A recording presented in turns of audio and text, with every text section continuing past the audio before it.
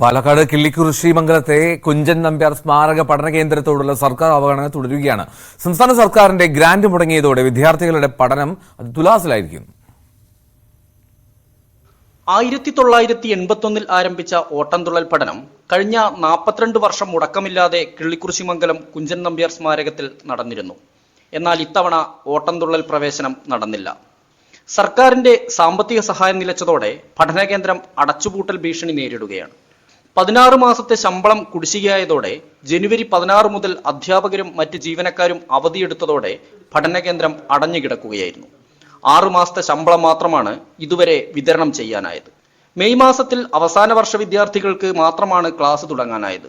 1ഉം 2ഉം വർഷത്തെ വിദ്യാർത്ഥികളുടെ ക്ലാസ് എപ്പോൾ തുടങ്ങുമെന്ന കാര്യത്തിൽ ഇനിയും തീരുമാനമായിട്ടില്ല.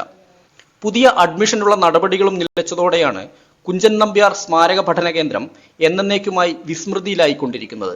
നമുക്കറിയാം, നിലക്കാൻ പാടില്ല. അത് കുഞ്ചന്റെ കെച്ചമണി കിലുക്കം നിറഞ്ഞു നിന്ന ഭൂമികയാണ് കൈരളിയുടെ ഈ ഭൂമിക നമുക്കറിയാം. അപ്പോൾ സ്വാഭാവികമായിട്ടും അവിടെ അത് നിലയ്ക്കാൻ പാടില്ല എന്നുള്ള ഉത്തരവാദിത്വത്തോടു കൂടെ തന്നെയാണ് കാര്യങ്ങൾ മുന്നോട്ട് പോകുന്നത്.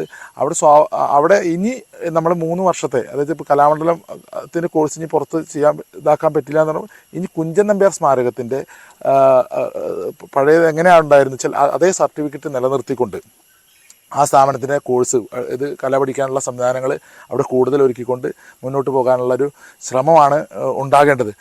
കുഞ്ചൻ നമ്പ്യാർ സ്മാരക പഠന കേന്ദ്രത്തിന് 5 ലക്ഷം രൂപയാണ് സർക്കാർ വാർഷിക ഗ്രാന്റായി നൽകുന്നത്. 2 സ്ഥിരം ജീവനക്കാർക്കും താൽക്കാലിക ജീവനക്കാർക്കുമുള്ള ശമ്പളം, കേന്ദ്രത്തിന്റെ ദൈനംദിന കാര്യങ്ങളെല്ലാം ഈ തുക കൊണ്ട് തന്നെ കൈകാര്യം ചെയ്യണം. ചെറിയൊരു ഫീസ് മാത്രമാണ് വിദ്യാർത്ഥികളിൽ നിന്ന് ഈടാക്കുന്നത്.